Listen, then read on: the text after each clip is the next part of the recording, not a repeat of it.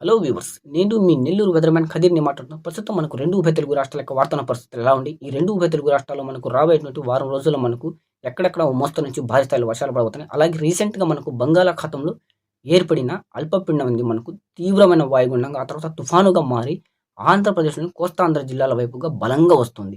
అయితే ఇది ఒక సైక్లోనిక్ సిస్టమ్ లాగా మారి, అంటే బలమైనటువంటి తుఫానుగా మారి ఆంధ్రప్రదేశ్‌లోని కోస్తా భాగాలపైకి వస్తుందా? లేదా? రాబోయేటువంటి నెక్స్ట్ 48 అవర్స్ తర్వాత దీని ఇంపాక్ట్ అనేది ప్రభావం అనేది పడబోతుంది. ఇది ఎంత బలమైనటువంటి తుఫానుగా వస్తుంది, దీని యొక్క ఇంపాక్ట్ అనేది ఎంత బలంగా మనకు కోస్తాంధ్ర జిల్లాలపై అంటే దక్షిణం నుంచి ఉత్తర కోస్తా దాకా ఉండబోతుంది లేదా అనేది అక్టోబర్ 25వ తేదీ ఇవాల్టి వెదర్ రిలేటెడ్ అప్డేట్ డీటెయిల్గా క్లియర్ కట్గా ఇన్ఫర్మేషన్ ఇవ్వబోతున్నాను. సో ఇలాంటి interesting informative weather related updates అనేవి నా నుంచి మీరు పొందుతూ ఉండాలంటే తప్పకుండా మీరు మన ఛానల్ సబ్స్క్రైబ్ చేసి పక్కన ఉంటే బెల్ బటన్ మీద క్లిక్ చేసి నోటిఫికేషన్ బటన్ ఆన్లో ఉంచుకోవాలి. ఇలాంటి వెదర్ రిలేటెడ్ అప్డేట్స్ ఇచ్చినప్పుడు నేను డైరెక్ట్గా మీ మొబైల్కి అవి నోటిఫికేషన్ రూపంలో వచ్చి అందడం అనేది జరుగుతుంది. ఒకసారి మనకు గాలులో యొక్క సర్క్యులేషన్ ఎలా ఉంది, అలాగే మనకు సిస్టమ్ అంటే మనకు బంగాళాఖాతం ప్రస్తుతం సిస్టమ్ అనేది ఎలా ఉంది, అల్పపీడనం అనేది ఎలా ఉంది, ఇది ఎంత బలంగా ఉందని చూసి తెలుసుకుందాం. ఈ చార్ట్లోని ఇమేజ్లు మీరు అబ్జర్వ్ చేసి కనుక చూసుకుంటే మనకు బంగాళాఖాతంలోని మనకు ఈక్వేటర్ ఆఫ్ లైన్ అంటే భూమధ్య రేఖకి మధ్యలో అంటే అండమాన్ నికోబార్ దీవులకి దక్షిణ భాగం దగ్గర మనకు లో ప్రెజర్ ఫార్మింగ్ అవుతున్నట్టుగా ఈ చార్ట్లోని ఈ మోడల్లో స్పష్టంగా కనిపిస్తుంది. ఆ లో ప్రెజర్ ఉన్నటువంటి పార్ట్ దగ్గర నుంచి మనకు ట్రఫ్ అనేది వచ్చింది. అంటే ఒక ఎంటీ ఒక పైప్ లైన్ లాంటి ఒక సఫ్ అనేది వచ్చింది. ఆ ట్రఫ్ మొత్తం డైరెక్ట్గా మనకు దక్షిణం మధ్యస్థం ప్రాంతం మీదకి వెళ్ళి ఉంది. దానిపైన మనకు గాలుల యొక్క సర్క్యులేషన్ వెళ్ళి ఉంది. అంటే మనకు తూర్పు తేమ గాలుల యొక్క సర్క్యులేషన్ వచ్చేసి ఉత్తర ఆంధ్ర ప్రాంతాలను తాకుతూ మనకు ఆ తర్వాత నుంచి మనకు పైన చూసుకుంటే మనకు మధ్యప్రదేశ్ మీదుగా ఆ తర్వాత మనకు అరేబియన్ సీలో ఉన్నటువంటి సిస్టంలోకి వెళ్తుంది. అంటే అక్కడ ఉన్నటువంటి ఇంకొక లో ప్రెజర్లోకి సర్క్యులేట్ అవుతూ ఉంది బలమైనటువంటి దాంట్లో నుంచి మళ్ళీ ఇది మనకు ఇట్లా కింద నుంచి మనకు వచ్చి అరేబియన్ సీ నుంచి ఆ తర్వాత హిందూ మహాసముద్రం, ఆ హిందూ మహాసముద్రం నుంచి బంగాళాఖాతం మళ్ళీ ఆ సిస్టంలోకి సర్కిల్ అవుతుంది. అంటే ఆ ట్రఫ్ అనేది ఎలా వెళ్ళి ఉందో అదేవిధంగా ఈ ట్రాక్ అనేది మనకు బంగాళాఖాతం కొనసాగుతున్న అల్పపీడనం ఉంది బలమైనటువంటి వాయుగుండంగా ఆ తర్వాత తుఫానుగా మారి మనకు కోస్తాంధ్ర జిల్లాల వైపుగా వస్తున్నట్టుగా ఈ మోడల్లోని ఈ చార్ట్లో మనకు స్పష్టంగా కనిపిస్తూ ఉన్నది. అయితే ఇది ఈ విధంగా వస్తే రాబోయేటువంటి వారం రోజుల లోపల వర్షపాత ప్రొడిక్షన్ ఎలా ఉంటుంది, అంటే ఎంత భారీ స్థాయిలో వర్షాలు ఉంటాయని చూద్దాం. ఈ చార్ట్లోని ఈ ఇమేజ్లో మీరు అబ్జర్వ్ చేసి కనుక చూసుకుంటే బాగా వర్షపాతం పడే ప్రొడక్షన్ అనేది మనకు కోస్తాంధ్ర బెల్ట్ దగ్గర మనకు బాగా నీలం రంగుతో ప్రొడక్షన్ అనేది కనిపిస్తుంది. ముఖ్యంగా మనకు కనిపిస్తున్న వర్షపాతం యొక్క ప్రొడక్షన్ అనేది నీలం రంగుతో ప్రకాశం జిల్లా పై నుంచి మనకు విశాఖపట్నానికి దిగువ ఉన్నట్టు పాటు దాకా అంటే అనకాపల్లి, కాకినాడ, పిఠాపురము, పశ్చిమ గోదావరి, యానాము, అలాగే ఎన్టీఆర్, కృష్ణా జిల్లాలు, గుంటూరు ఇక్కడ దాకా మనకు భారీ స్థాయిలో వర్షాలు పడబోతున్నట్టుగా ఈ చార్ట్లోని ఈ ప్రొడక్షన్లో మనకు కనిపిస్తుంది. మిగతా గ్రీన్ కలర్తో మార్కున్న ప్రాంతం అంతా ఉత్తరాంధ్ర, తెలంగాణ, ఆ తర్వాత మనకు మధ్యప్రదేశ్, మహారాష్ట్ర, ఆ తర్వాత మనకు రాజస్థాను, అదేవిధంగా మనకు ఒడిశా, ఛత్తీస్గఢ్, ఆ తర్వాత మనకు పైన చూసుకుంటే పశ్చిమ బెంగాల్ దాకా కనిపిస్తుంది గ్రీన్ కలర్తో, అంటే లైట్ గ్రీన్ కలర్తో మారింది. ఎక్కువగా మనకు మధ్యాంధ్ర, ఉత్తరాంధ్ర దగ్గర బలంగా కనిపిస్తుంది. నెల్లూరు, ఆ తర్వాత తిరుపతి, ఆ తర్వాత మనకు చిత్తూరు, ఆ తర్వాత మనకు అనంతపురము, ఆ తర్వాత మనకు సత్యసాయి జిల్లా, ఆ విధంగా చూసుకుంటూ మనకు తమిళనాడు రాష్ట్రం మీద మనకు ఎంటీగా కనిపిస్తుంది. అంటే వైట్ కలర్ తోటి మనకు బ్రౌన్ కలర్తో కనిపిస్తుంది. ఇక్కడ మనకు ఈ యొక్క సైక్లోన్ సిస్టమ్ యొక్క ఇంపాక్ట్ ఉండదు అని చెప్పేసి దాంతో ప్రభావంతో మనకు అంతగా వర్షాలు పడే ఛాన్స్ లేదని చెప్పేసి చూపిస్తుంది. అయితే ఈ ప్రొడక్షన్ ఇస్తున్న దాని ప్రకారంగా ఇది బలమైనటువంటి వాయుగుండంగా తర్వాత తుఫానుగా మనకు మధ్యాంధ్ర ఉత్తరాంధ్ర భాగం తాకుతుందా లేదా అని చూసి డీటెయిల్గా తెలుసుకుందాం. ఒకసారి ఈ చార్ట్లోని ఇమేజ్ని మీరు చూస్తే తుఫాను గురించి పూర్తిగా విశ్లేషణ, అసలు తుఫాను ఉందా లేదా, రాబోయే 48 అవర్స్లో మనకు దక్షిణ కోస్తా, మధ్య కోస్తా, తర్వాత ఉత్తర కోస్తాపై ఇంపాక్ట్ చూపిస్తుందో లేదో చూద్దాం. ఈ చార్ట్లోని ఇమేజ్లో చూస్తే మనకు ఇండియా అనేది మనకు ఈ పార్ట్లో ఇక్కడ కనిపిస్తూ ఉన్నది. అంటే గ్రీన్, రెడ్ కలర్తో ఉన్నటువంటి ప్రాంతంతో బంగాళాఖాతం, ఆ బంగాళాఖాతంలో ఉన్నటువంటి రెడ్ కలర్ మార్క్లో వైట్ కలర్తో డాట్ వేయబడి ఉంది. ఆ డాట్స్ యొక్క ఇన్ఫర్మేషన్ ఏందనేది కింద చూస్తే మనకు tropical cyclonic TC formation probability, అంటే ఉష్ణమండలం బంగాళాఖాతంలో మనకు ఏదైనా సిస్టమ్ అనేది ఏర్పడి అది మనకు ఎంత తారస్థాయికి సైక్లోన్గా మారుతుందా లేదా అనేది ఈ ప్రొడక్షన్ చూపిస్తుంది. ఈ ప్రొడక్షన్లో చూపిస్తున్న దాని ప్రకారంగా కింద బాక్స్లో రెడ్ కలర్తో ఉన్నటువంటి పార్ట్ మధ్యలో మనకు వైట్గా డాట్స్ అనేవి ఇచ్చి ఉన్నాయి. మధ్యలో ఉన్నటువంటి పార్ట్ మొత్తం రెడ్ కలర్ ఉంది. చివరిగా 60% చూపిస్తున్నటువంటి బాక్స్ అనేది మనకు బాగా డార్క్గా కనిపిస్తుంది మనకు. సో డార్క్గా కనిపిస్తున్న పార్ట్ 60% అనేది మనకు సైక్లోన్ సిస్టమ్గా మారేందుకు ప్రాబిలిటీ ఉన్నటువంటి ప్రొడక్షను. రెడ్ కలర్తో కనిపిస్తున్నటువంటి మధ్యలో పార్ట్ వచ్చేసి మనకు తీవ్ర వాయుగుండము. ఆ స్టార్టింగ్లో 20% అని చూపిస్తున్నది వచ్చేసి లో ప్రెజర్. సో మనకు రాబోయేటువంటి నెక్స్ట్ 3 డేస్ లోపల అంటే అక్టోబర్ 27 నుంచి 28, 29, 30 తేదీ లోపల మనకు మధ్య ఆంధ్ర అలాగే ఉత్తర ఆంధ్ర పార్ట్లని మనకు బలమైన అల్పపీడనం వస్తుందని చెప్పేసి ఈ ప్రొడక్షన్ చూపిస్తుంది. ఇది సైక్లోన్ సిస్టమ్గా అంటే పెను తుఫానుగా ఆ తర్వాత తుఫానుగా మారే ఛాన్స్ లేదని చెప్పేసి స్పష్టంగా ఈ బాక్స్లో ప్రొటెక్షన్లో చూపిస్తున్న దాని ప్రకారంగా మనకు కనిపిస్తూ ఉన్నది. సో దాని పక్కన మనకు అబోవ్ యావరేజ్ రెయిన్ఫాల్ ప్రాబిలిటీ అనేది కనిపిస్తుంది.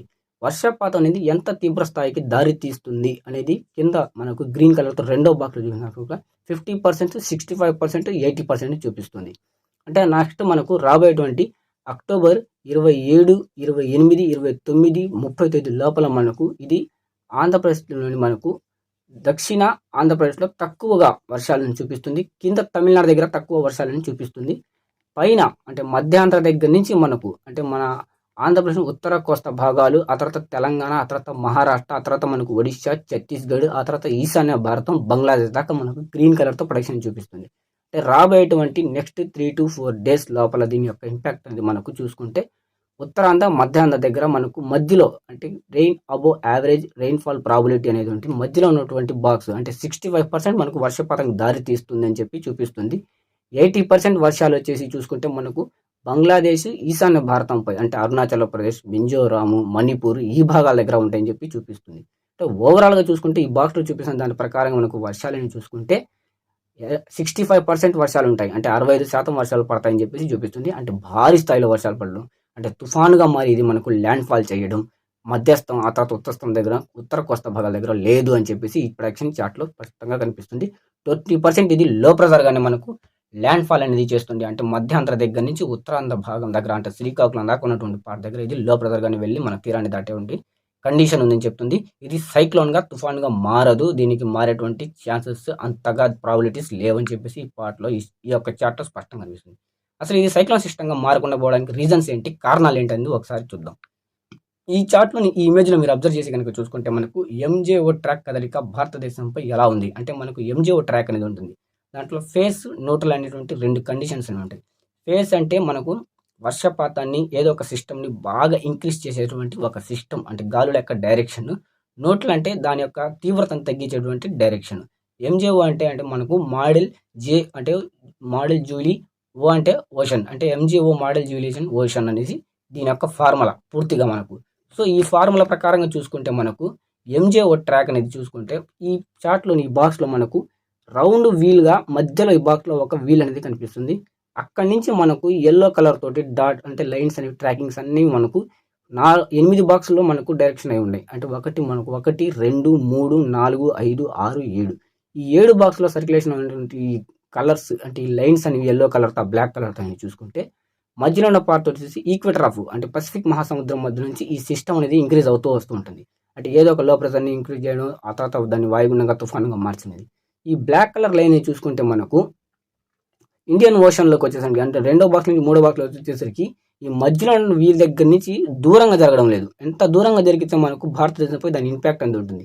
అది బంగాళాఖాతంలో అంటే మధ్యలో ఉన్నటువంటి వీల్ దగ్గర నుంచి మనకు బ్లాక్ కలర్ లైన్ డాట్ అనేది ఏర్పడి అది మళ్ళీ మనకు పయనిస్తూ ఆ తర్వాత ఆ వీల్కి దగ్గర నుంచి వస్తూ మనకు స్టార్ట్ అయినటువంటి పార్ట్ దగ్గరికి వెళ్ళి మళ్ళీ మనకు బలహీన పడిపోతుంది.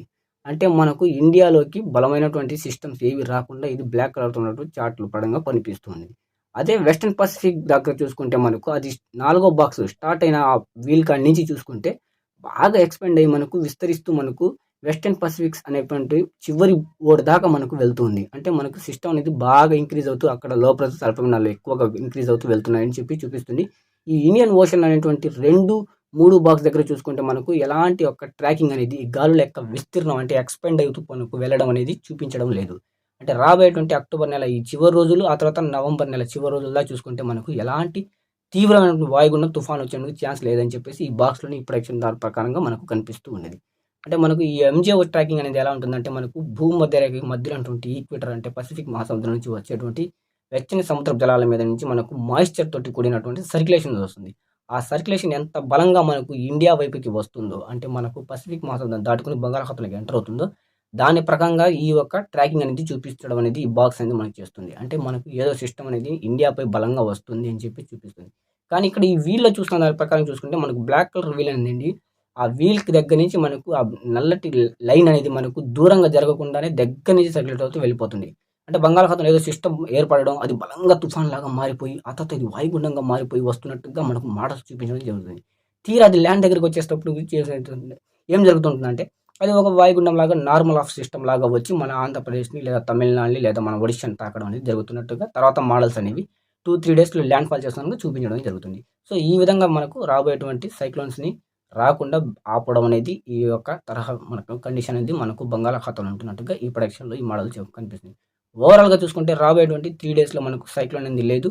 జస్ట్ లో ప్రెజర్గా రావడం, అల్పపీడనం రావడం మనకు ఆంధ్రప్రదేశ్లోని ఉత్తర భాగం, మధ్య భాగానికి రీసెంట్గా వస్తున్నటువంటి సిస్టమ్ తాకడం అనేది జరుగుతున్నట్టుగా కనిపిస్తుంది. ఇది ఓవరాల్గా మనకు సైక్లోన్కి సంబంధించిన అప్డేట్ అండి, వెదర్ రిలేటెడ్ అప్డేట్. నా వీడియో మీకు నచ్చినట్లయితే తప్పకుండా ఒక లైక్ అనేది ఇవ్వండి, ఇతరులకు షేర్ చేయండి. థ్యాంక్స్ ఫర్ వాచింగ్ మీ నెల్లూరు వెదర్ మ్యాన్.